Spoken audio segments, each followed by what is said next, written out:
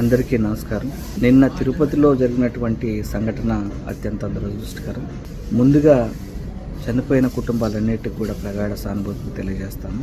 అలాగే ఎవరైతే గాయాలతో హాస్పిటల్ అడ్మిట్ అయినారో వాళ్ళందరూ త్వరగా కోలుకోవాలని, వాళ్ళకి మెరుగైన వైద్య సదుపాయాలు రాష్ట్ర ప్రభుత్వం కల్పించి వాళ్ళని పూర్తిగా ఆరోగ్యవంతులుగా అయ్యేంత వరకు వాళ్ళకు సంబంధించినటువంటి అన్ని సౌకర్యాలు చూసుకోవాలని ఆంధ్ర రాష్ట్ర ప్రభుత్వం మీద ఈ బాధ్యత ఉందని వాళ్ళకి గుర్తు చేస్తూ, అలాగే చనిపోయినటువంటి కుటుంబాలకి ₹1 కోటి కాంపెన్సేషన్ ఇచ్చే విధంగా చర్యలు తీసుకోవాలని ఆంధ్ర రాష్ట్ర ప్రభుత్వాన్ని కోరుతాను. అలాగే ఇట్లా వైకుంఠ పర్వదినం వచ్చినప్పుడు కొన్ని లక్షల మందిలో భక్తులు తిరుపతికి తరలి వస్తుంటారు.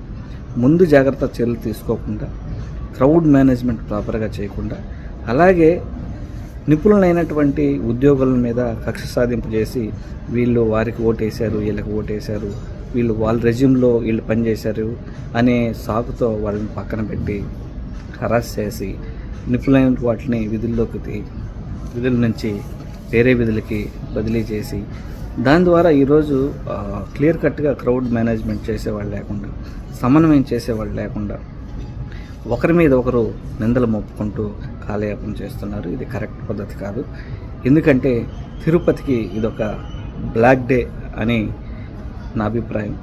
ఎందుకంటే కొన్ని లక్షల మందిలో వస్తూ ఉంటారు బ్రహ్మోత్సవాలకు కానీ దీనికి కానీ. అప్పుడంతా గత 5 సంవత్సరాలు ఏ విధంగా చేశారు?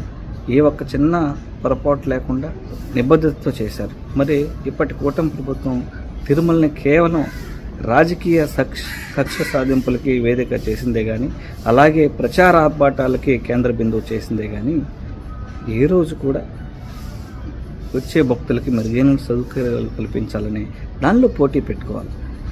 ఇలా చేయడం ద్వారా ఆ దేవదేవుడికి మచ్చ చేసే కార్యక్రమం చేసుకొచ్చారు. అప్పుడు పుష్కరాల్లో అదే విధంగా జరిగింది. ఇప్పుడు వైకుంఠ ఏకాదశి పర్వదినాన అదే విధంగా జరిగింది. అప్పుడు 23 మంది పైన చనిపోతే ఇప్పుడు దాదాపుగా 7 మంది దాకా చనిపోయారు అంటున్నారు. 6 మంది పూర్తిగా చనిపోయారు, ఇంకొకరు శవ బతుకుల్లో ఉన్నారని చెప్పారు. ఇంకా దాదాపు 30 మందికి పైగా గాయాలయ్యి హాస్పిటల్లో. దీనికంతా ఎవరు బాధ్యత వహించాలి? ఖచ్చితంగా టీటీడీ యాజమాన్యమే దీనికి బాధ్యత వహించాలి.